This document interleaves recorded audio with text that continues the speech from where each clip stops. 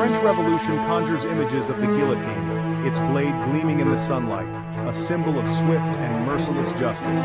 For many, this instrument has come to define an era, casting a long shadow over the events that unfolded in late 18th century France.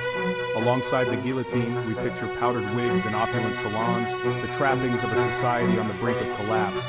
But the true cost of the revolution was far greater than these iconic images suggest. Over the course of a decade, France was torn apart by violence and upheaval.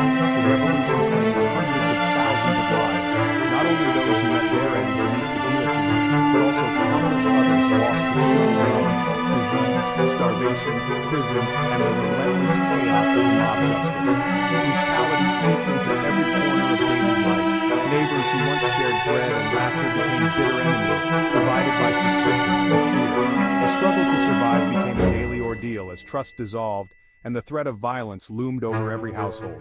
The revolution's ideals, liberty, equality, fraternity, were powerful and inspiring, but they were often drowned in blood and terror. The promise of a new society was overshadowed by the reality of executions, betrayals, and the ever-present fear of denunciation. Nowhere was this descent into chaos more evident than during the September massacres of 1792. In a matter of days, frenzied mobs stormed the prisons of Paris, slaughtering over 1,000 men and women, many of whom had never been tried or convicted. The line between justice and vengeance blurred, and the city was gripped by terror. These were not isolated incidents, but symptoms of a society unraveling into sinews, riots, mergers, and reprisals became commonplace as the revolution devoured its own children, and the dream of unity gave way to suspicion and division. The revolution gave the world a declaration of the rights of man, a bold proclamation of universal rights and freedoms. Yet, in the name of survival, those very rights were often suspended, ignored, or trampled underfoot.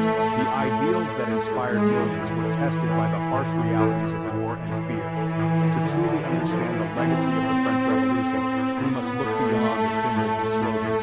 We must confront the hunger that gnawed at the poor, the fear that haunted families, and the violence that shaped an entire generation. The revolution was not just a political event. It was a human tragedy on an immense scale. The story of the French Revolution is not only one of ideals and transformation, but also of the suffering and sacrifice that made those ideals so possible. Its shadow lingers, reminding us that the pursuit of justice and freedom can come at a devastating price.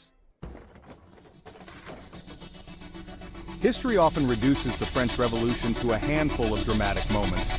The storming of the Bastille, the chilling image of the guillotine, the rise of Napoleon. These iconic scenes have become shorthand for an era, but they barely scratch the surface of what truly happened. In reality, the revolution was a whirlwind of chaos and uncertainty, not a simple struggle of good versus evil. The streets of Paris were filled with confusion, fear, and hope all at once, as ordinary people tried to navigate a world turned upside down. Competing factions, Girondins, Jacobins, Montagnards, fought bitterly for power, each convinced they alone could save France. Political alliances shifted overnight, and the wrong allegiance could mean not just disgrace, but death. The revolution devoured its own, as yesterday's heroes became today's greatest. The collapse of the old order brought not stability, but a dangerous vacuum. In the absolute monarchy, radicalism and fear rushed in to fill the void, leaving citizens uncertain who to trust or where to turn. Revolutionary tribunals replaced centuries-old laws, dispensing justice that was often swift and arbitrary. Trials became speculative, and suspicion was enough to condemn a person. The law of suspects made everyone vulnerable. A careless word, a neighbor's grudge, or even an association could be fatal. Fear seeped into every home, and trust became a rare commodity. The violence was not reserved for aristocrats alone. Anyone, rich or poor, revolutionary or royalist, could be swept up in the crossfire as mobs and militias unleashed their anger. For countless families, the revolution was a personal tragedy. Homes were destroyed, loved ones lost, and entire communities uprooted. It was a human catastrophe, not just a political event. The lofty ideals of liberty, equality, and fraternity were used to justify cruelty and bloodshed. The promise of a better future was paid for with unimaginable suffering and sacrifice. To truly understand this era, we must look past the myths and legends and see the ordinary lives torn apart by revolution. Only then can we grasp the true cost of this upheaval. Before politics, hunger drove the revolution.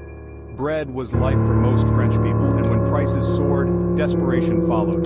Poor harvests and deregulated markets left millions unable to afford food. The cry for bread became the revolution's rallying call, exposing the gulf between starving families and the lavish court at Versailles. Women led the charge, marching on Versailles to demand food and force the king's return to Paris. Economic misery fueled political rage, turning hunger into a weapon for revolution. The mobs that stormed bakeries and attacked grain convoys were driven by survival, not ideology. This desperation made violence inevitable, as people clung to hope for change. The terror that followed was rooted in the primal fear of starvation. The revolution's brutality began not with politics, but with empty stomachs. The storming of the Bastille was a powerful symbol, but its aftermath was chaos, not order. The collapse of royal authority unleashed the Great Fear. Rumors of aristocratic plots sent peasants into a frenzy. Armed with farm tools, they attacked chateaux, destroying records of feudal dues and centuries of oppression. Urban mobs delivered their own justice, beheading officials and parading their heads through the streets. The revolution's violence was spontaneous and contagious, setting a precedent for bloodshed. The National Assembly struggled to control the chaos, often legitimizing violence after the fact. The August decrees abolished feudalism, but only after peasants forced the issue with force. Popular violence shaped the revolution, with leaders scrambling to keep up. The break from the old order was anything but clean. The revolution's birth was violent, chaotic, and irreversible. The Reign of Terror marked a shift from chaos to state-sponsored brutality. The Jacobins, led by Robespierre, declared terror the order of the day to defend the revolution. Anyone deemed insufficiently loyal, moderates, critics, or the merely accused, faced the guillotine. Revolutionary tribunals dispensed swift, predetermined verdicts. Justice became a mockery. Public executions became daily rituals, meant to intimidate and control. Fear and suspicion ruled. Even language changed as people tried to avoid attention. Friendships and families were torn apart by denunciations. The terror was not just about numbers killed, but about the creation of a society ruled by fear. The revolution began to devour its own, as paranoia replaced principle. The Reign of Terror showed how ideals could be twisted into instruments of oppression. The machinery of the terror was vast and relentless. Local watch committees monitored citizens, issuing certificates of civism as proof of loyalty. Without these, daily life became impossible. Suspicion alone could mean arrest. The law of suspects empowered committees to target anyone, fueling paranoia. Representatives on mission enforced revolutionary law with brutal efficiency. Mass executions by cannon in Lyon, drownings in Nantes. Orders came from Paris, but local zealots often acted with unchecked cruelty. The terror reached every village, turning France into a nation of surveillance and suspicion. The revolution's quest for liberty created one of history's most repressive systems. The Vendée uprising was a brutal civil war, overshadowed by Paris's guillotine. Deeply Catholic peasants rebelled against revolutionary policies, state control of the church and mass conscription. The government's response was merciless, orders to destroy the region, burn villages, and execute all resistors. General Turreau's infernal columns left devastation, massacres, scorched earth, and atrocities against civilians. This was not just war, but deliberate extermination.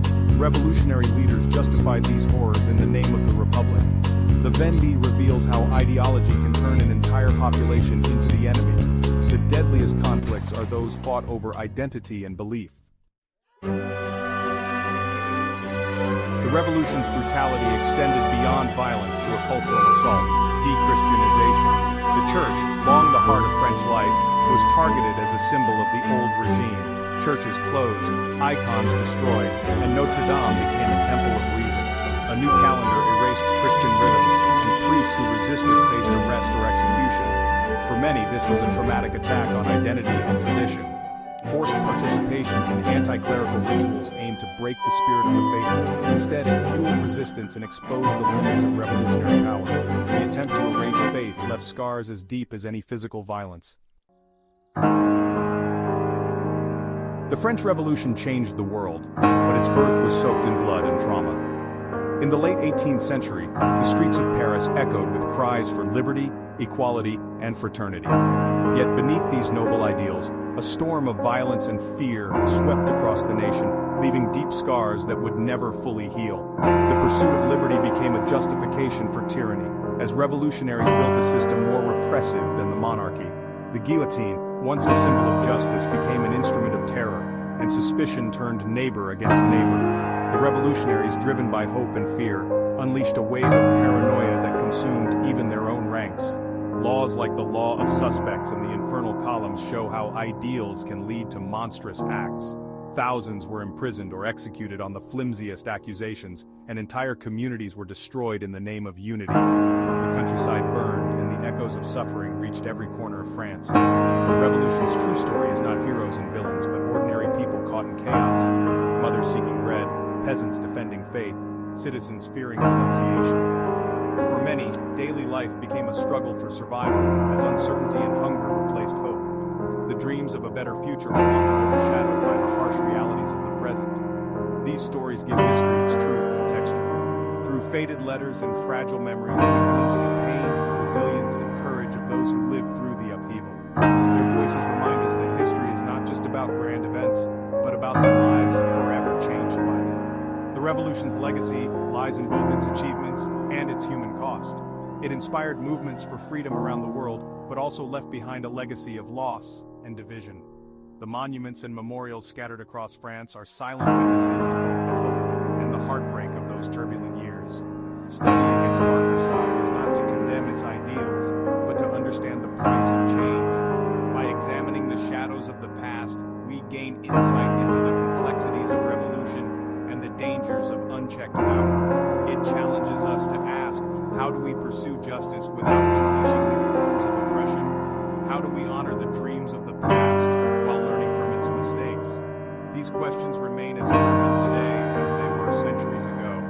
The French Revolution remains a cautionary tale in the quest for a better world, reminding us that the path to progress is never simple and that the scars of history endure long after the battles have ended.